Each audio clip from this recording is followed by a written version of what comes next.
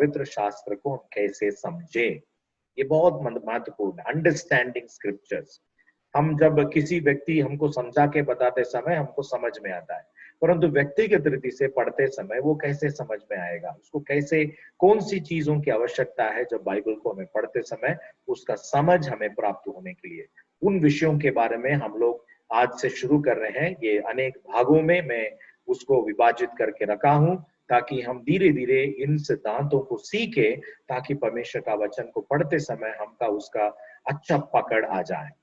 इस विषय को कहते हैं कि व्याख्याय कला या व्याख्याय विज्ञान।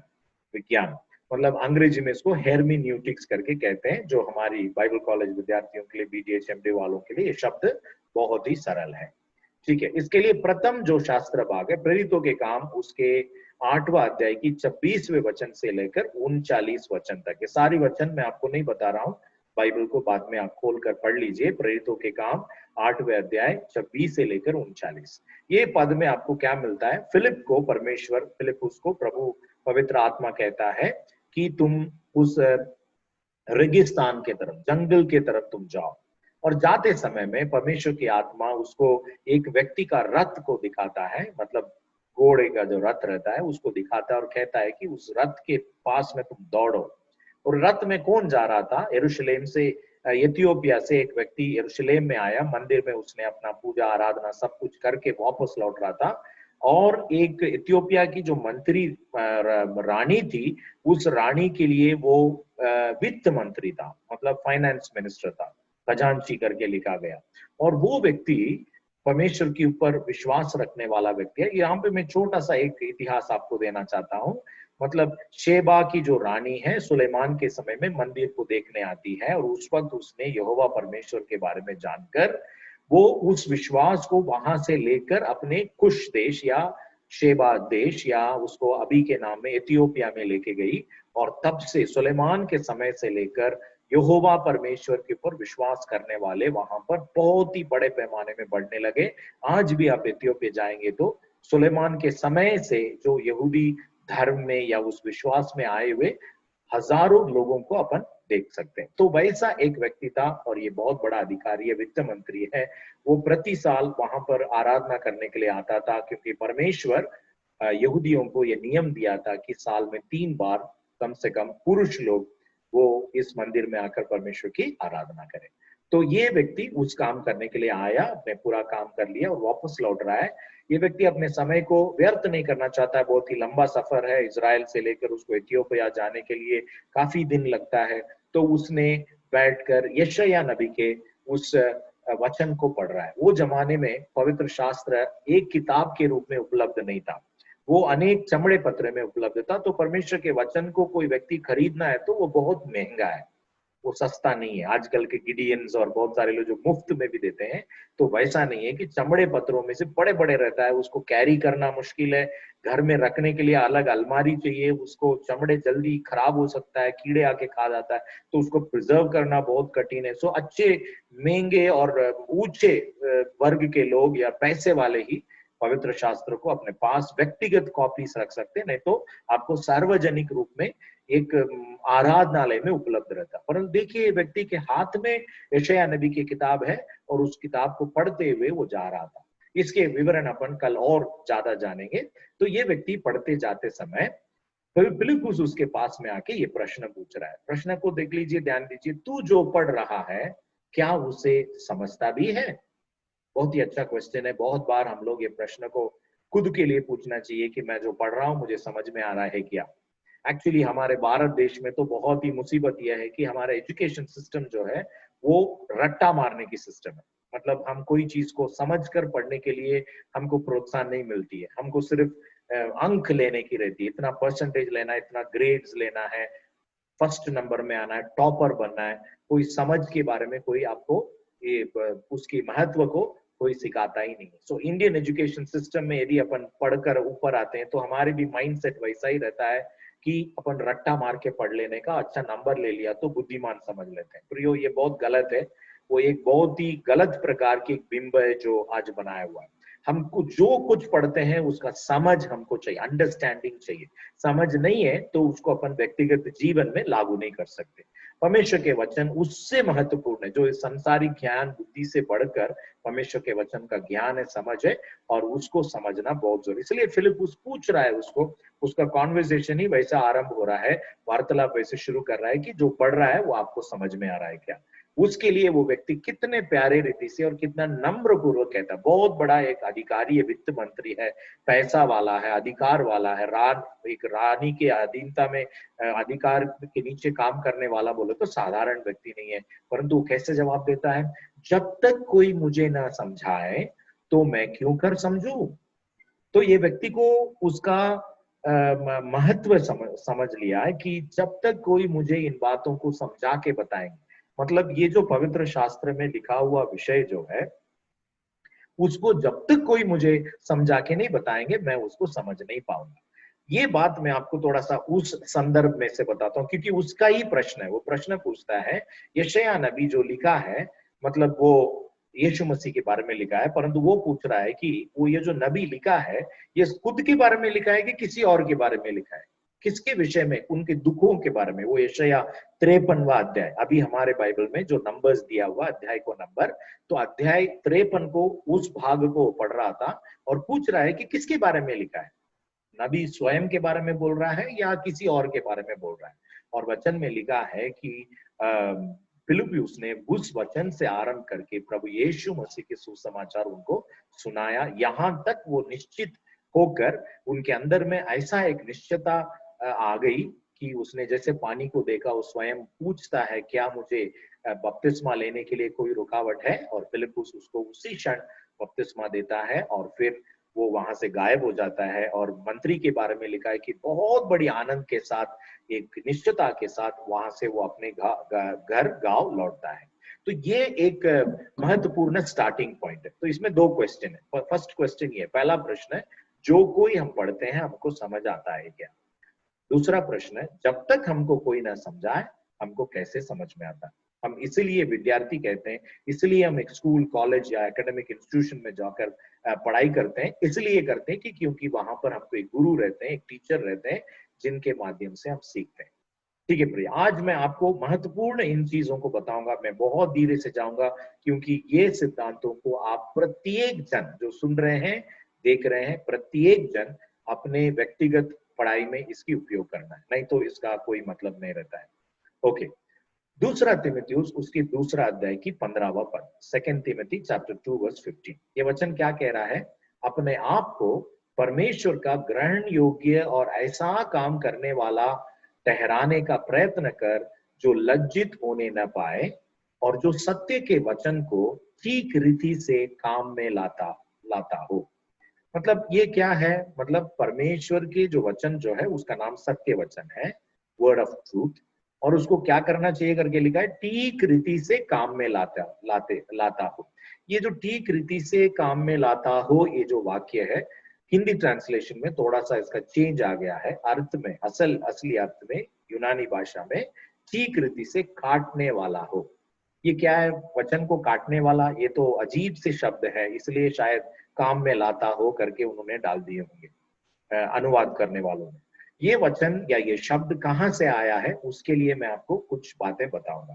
ठीक रीति से काम में लाता करके जो वाक्य, आपको ठीक रीति से काटने वाला या सीधा काटने वाला, करेक्ट कटिंग, ये जो शब्द है ग्रीक भाषा में ऑर्थोटोमियो, ऑर्थोटोमियो, इस शब्द का नाम ऑर्थोटोमियो, सीधा काटना। ये सीधा काटना क्यों है, इसके पीछे में एक महत्वपूर्ण चीज रहता है। आपको सबको पता है कि प्रेरित पौलुस का जो व्यवसाय था, मतलब यहाँ पे एक छोटा बैकग्राउंड है कि यहूदी बच्चों में से हर एक बच्चों को एक कला सिखाया जाता है। Every Jewish child is taught a skill. अपने हाथों से काम करने के लिए अलग अलग प्रकार की कलाएं उनको सिखाया जाता है। कारपेंट्री, लेदर वर्क, बहुत सारा काम है जो समाज में हमको इस्तेमाल होने वाला, पॉट बनाना, मतलब कुम्हार का जो काम है, अनेक प्रकार की काम जो है, तो कोई ना कोई स्किल को बचपन से उनको सिखाया जाता है। और प्रेरित पौलुस का काम क्या था, वो कहता है कि मैं तंबू बनाने वाला हूँ। ये तंबू बनाने का जो काम में प्रत्येक व्यक्ति को चमड़े कैसे काटना है, इसका मतलब कला जानना जरूरी है। आप लोग जानते हैं कि प्रेरित पौलुस अपने साथीदारों के बारे में भी बताते हैं कि प्रिसिल्ला और आकिला के बारे में बताते हैं कि वो भी तंबू बनाने वाले। तो ये तंबू बनाने वालों के लिए प्रथम जो मटेरियल जो रहती है वो है चमड़ा। चमड़ा एक शेप में, स्क्वायर शेप में नहीं रहता। आपको पता है कि जानवरों की चमड़ा जो है वो अलग अलग शेप में रहता है। तो इसको प्रॉपर शेप में बनाना है और तंबुओं को खड़ा करना है। तंबुओं को बनाने के लिए मटेरियल, बेस मटेरियल को तैयार करना, उसके लिए सबसे महत्वपूर्ण कला है प्रॉपर कटिंग।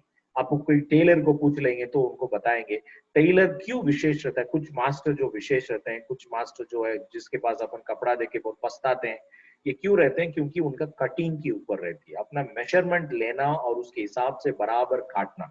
जोड़ना तो बहुत ही साधारण छोटा मोटा एक सिलाई करने वाला कर सकता है, परंतु जो मास्टर क्यों इतना महत्व, उसको ज्यादा पेमेंट क्यों मिलती है? क्योंकि कटिंग बराबर करना है। उसी तरह वो जमाने के प्रेरित पौलुस के समय के, यीशु मसीह के समय में तंबू बनाने वाले या कोई भी चमड़े में कोई बैग बनाने वाले, कोई ऐसी चीजें जो भी चमड़े की जो प्रोडक्ट्स बनाते हैं, वो पहला उनका, ये देखिए यहाँ पे कई औजार मैंने आपके सामने रखा हूं। ये प्राचीन यहूदी लोगों के विभिन्न, मतलब चप्पल बनाना, जूता बनाना, बैग बनाना, कपड़े बनाना, टेंट बनाना, ये सारी चीज के लिए लगने वाला विभिन्न प्रकार के औजार है। इन औजारों को सही ढंग से उपयोग करने वाला, सही रीति से काटने वाला, फर्स्ट प्रोसीजर रहता है काटना। कटिंग ठीक नहीं है तो उसका जोड़ने में भी प्रॉब्लम आ जाता है, और जोड़ने में यदि सही नीति से अपन जोड़े नहीं तो फिर उसका उपयोग सही रीति से नहीं हो सकता है। तो ये विचार और चित्र को याद रखिएगा। राइट कटिंग, ऑर्थोटोमियो का अर्थ है राइट कटिंग, सही रूप में काटना। तो वो वचन में क्या लिखा है? परमेश्वर के वचन को सही रूप में काटना। तो ये सही रूप में काटने का यहाँ क्यों उपयोग किया गया है? जैसे एक चमड़े को सही आकार देने के लिए काटा जाता है और फिर वो जो डिजाइन के अनुसार उसको जोड़ दिया जाता है, ताकि जो भी वो प्रोडक्ट बनाना चाहते हैं, शायद तंबू खड़ा करना चाहते हैं, बैग बनाना चाहते हैं, या जो भी चमड़े में चप्पल सिलाना चाहते हैं, वो बराबर योग्य रीति से हो जाए। तो इसलिए प्रेरित पौलुस वो टेक्निकल पर्सन है, इसलिए वो शब्द को इस्तेमाल करता है। मेरे प्रियो, हम सभी से परमेश्वर बातचीत कर रहे हैं। God is speaking to us, परमेश्वर बात कर रहे हैं, परंतु हमको उनके आवाज, उनके जो बोल रहे हैं वो समझ में आ रहा है कि नहीं। ये केवल कुछ लोगों के साथ परमेश्वर बोलता है करके ये जो सोच है, वो परमेश्वर के वचन से आया हुआ सोच नहीं। फिर से मैं रिपीट करता हूं, कुछ लोगों से परमेश्वर बातचीत करता है, कुछ गिने चुने विशेष लोगों से परमेश्वर बातचीत करता है। ये विचार पवित्र शास्त्र में से आया हुआ विचार नहीं है। ये समवेयर आउटसाइड किसी प्रभु के दास या कोई व्यक्ति ने ऐसा बोला होगा, दूसरे लोगों को नीचे दिखाने के लिए बोला होगा, या विश्वासी सेवक इस भेदभाव को बनाए रखने के लिए बोला होगा। देख लीजिए, आपको मैं याद दिलाना चाहूंगा, रोमन चर्च, रोमी कलीसिया, रोमन कैथोलिक करके आज भी है, रोम कलीसिया में किसी भी व्यक्ति के हाथ में बाइबल नहीं रहना है। जिनके हाथ में यदि बाइबल रहा, उन बाइबल को भी जलाए, और जिनके हाथ में बाइबल था उन व्यक्ति को भी उन्होंने जलाया। इतिहास हमको कहता है किसी भी व्यक्ति के हाथ में व्यक्तिगत पवित्र शास्त्र नहीं होना चाहिए। उसके लिए कई फादर्स ने अपने किताबों में लिख के रखा है, जो कलीसिया के अगुवों ने, कि यदि बाइबल को न समझने वाले अनपढ़ लोग पढ़ेंगे और अपना खुद का व्याख्यान लगा देंगे तो फिर परमेश्वर का वचन भ्रष्ट हो जाएगा। इसलिए उससे बेहतर उसको हम ताला मार के रख देंगे, और कलीसिया जो बोलता है उसको तुम लोग सुन लो। आज भी बहुत कलीसिया में हम देखते हैं लोगों के हाथ में व्यक्तिगत बाइबल नहीं रहता है, परंतु हम लोग बहुत ही ब्लेस्ड है, क्योंकि ये समय में इस 21वीं शताब्दी के लिए बाइबल अलग अलग रूप में परमेश्वर के वचन हमारे हाथ में उपलब्ध है। परंतु ये बेस एलिमेंट आप समझ लीजिए, God is speaking to us. परमेश्वर सभी व्यक्तियों से बातचीत कर रहे हैं, परंतु प्रश्न यह है कि उनका जो बात जो है वो हम तक पहुंच रहा है क्या, हम उसको समझ सक रहे हैं क्या? ये बहुत महत्वपूर्ण चीज है। देखिए, परमेश्वर ने सिनाई पर्वत में उतर कर बातचीत किया था। मूसा उसको परमेश्वर से उन बातों को सुनने के लिए गया। परमेश्वर तो सभी लोगों से बात करना चाहते थे, सारे इजरायलियों से, परंतु इजराइल लोग बहुत डरे हुए थे। वो बोले, वो सब गर्जन को और बादल को, आग को सब देख के बहुत डर गए। वो बोले, नहीं रे बाबा, कि आप हमसे बात करो, मूसा आप हमसे बात करो, हमसे परमेश्वर डायरेक्टली बात नहीं करना है। वचन में लिखा है, परमेश्वर के दास मूसा जब प्रभु की उपस्थिति में जाकर उस बादशाह को, व्यवस्था को लेकर जब वापस आ रहे थे, उनकी चेहरा चमक रहा था। परमेश्वर की उपस्थिति में जो कोई व्यक्ति जाता है, ऐसा जरूरी नहीं कि अपना चेहरा बहुत ही उजाला हो रहा है या श्वेत हो रहा है, वो नहीं बोल रहा हूँ, परंतु एक चमक हमारे जीवन में दिखेगा। ठीक है, इब्रानियों की पत्री उसका पहला अध्याय 1 और 2 वचन, उसमें आपको ये मिलता है, ये 5 विषय आपको मिलता है। पूर्व समय में परमेश्वर ने हमारे बाप दादाओं से बांती बांती से और थोड़ा थोड़ा करके नबियों के द्वारा बातचीत किया। तो नबियों के द्वारा प्रभु बातचीत करने के पहले परमेश्वर व्यवस्था के द्वारा बातचीत किया। व्यवस्था बोले तो निर्गमन में हमको पढ़ते हैं कि मूसा को परमेश्वर व्यवस्था देता है। उसके पहले मतलब जब उत्पत्ति के समय में परमेश्वर विवेक, मनुष्य के अंदर में विवेक को रखा है, और सबसे प्रथम है सृष्टि। पिछले हमारे अध्ययनों में भी मैंने आपको बताया, भजन 19 को पढ़ते समय 2 प्रकाशन आपको मिलता है। एक है सामान्य प्रकाशन जो सृष्टि में परमेश्वर प्रकट हुआ है, और दूसरा है व्यवस्था के माध्यम से परमेश्वर प्रकट हुआ है। तो इसमें इसको और अपन ने खुलासा करके, उसको डिटेल करके 5 रीति से परमेश्वर का प्रकाशन आज मनुष्यों के लिए उपलब्ध है। पहला है सृष्टि में, दूसरा विवेक है, तीसरा व्यवस्था के द्वारा, चौथा नबियों के द्वारा, और 5वां पुत्र के द्वारा। तो आपको इसको बाइबल में ये कहाँ लिखा हुआ है वो मैं आपको बता देता हूँ। सृष्टि आपको पहले 2 अध्यायों में मिलता है। तो विवेक भी उसी समय जब परमेश्वर मनुष्य को बनाते समय उसके अंदर में जब अपने श्वास को उनके अंदर फूका था, प्रभु के वचन में लिखा है कि वो एक जीवित प्राणी हो गया। मतलब वो बाकी जानवर समान नहीं है, उसके अंदर एक आत्मा है, और आत्मा वो चीज होता है जिसमें हमारा सोच, हमारी कल्पनाएं और हमारी भावनाएं और फिर हमारा जो निर्णय, ये सारी बातों को मिलाकर अपन अपने आत्मा करके कहते हैं। आज कई लोगों के अनुभव यह है कि वो सच्चा परमेश्वर को शायद नहीं जानते हैं, परंतु वो उनका विवेक उनको कई बार सही मार्गदर्शन करता है। मतलब हम अपने व्यवहारिक जीवन में देखते हैं, कोई ऐसे बोलता है, नहीं मुझे नहीं पता ये बात, मतलब वो क्या बोल रहे हैं, उनके विवेक के लिए वो बात सही नहीं लगा। सो विवेक जो होता है that is a moral law with in, हमारे अंदर में परमेश्वर के द्वारा लिखित रूप में रखा हुआ एक नैतिक नियम है। इसके बारे में मैं और आपको विस्तार रूप में बताऊंगा, परंतु आज के लिए अपन परमेश्वर के वचन को समझना कैसे, इस सीरीज को खत्म होने के बाद मैं आपको इस विषय के बारे में और जानकारी दूंगा। व्यवस्था करके जब बोलते हैं तब एक स्पेसिफिक एक टारगेट ग्रुप हो गया।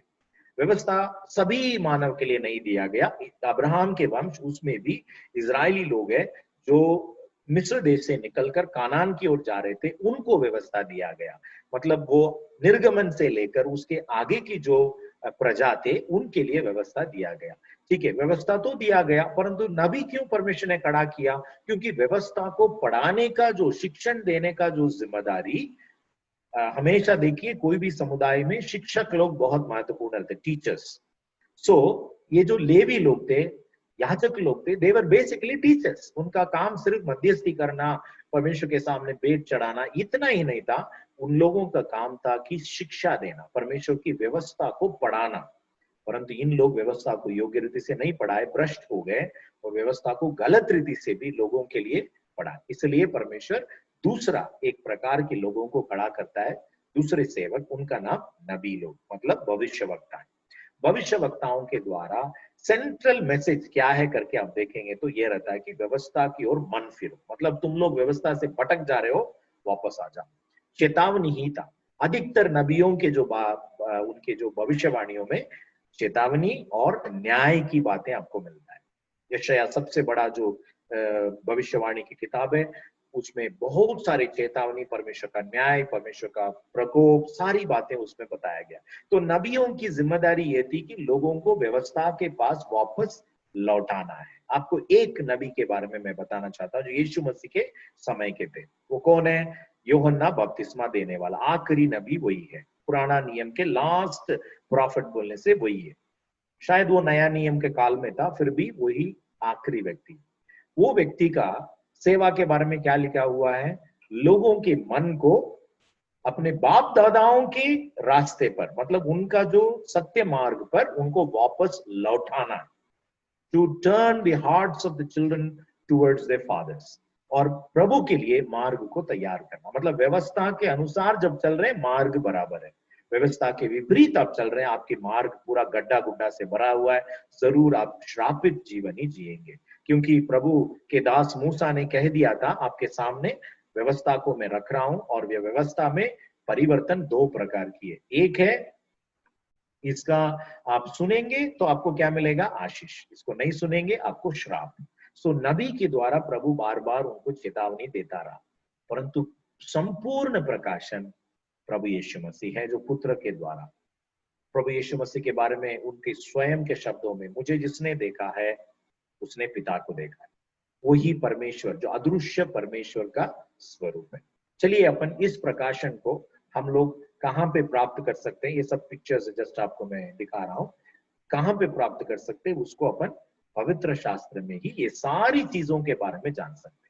प्रेरितों के काम 17वां अध्याय की 11वां पद। ये लोग तो थिस्सलुनीके की यहूदियों से भले थे, और उन्होंने बड़ी लालसा से वचन ग्रहण किया और प्रतिदिन पवित्र शास्त्रों में ढूंढते रहे कि ये बातें यूं ही की नहीं। प्रेरित पौलुस जाके प्रचार कर रहा, फिर भी उनका स्वभाव देखिए, वो प्रतिदिन पवित्र शास्त्र से ढूंढ रहे थे। क्या ढूंढ रहे थे, कंफर्मेशन ढूंढ रहे थे, निश्चय कर रहे थे पौलुस जो प्रचार कर रहा है वचन में है या नहीं है। ये थिस्सलुनीका जो है वो यहां पर है, आप देख सकते हैं थिस्सलुनीका, और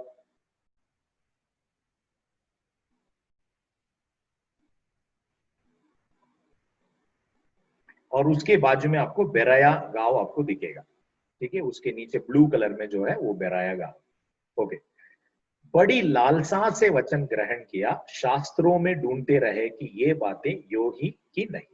ठीक है, इसमें से हम एक महत्वपूर्ण सिद्धांतों को सीखेंगे। पहला सिद्धांत यही है, every communication has only one intended meaning.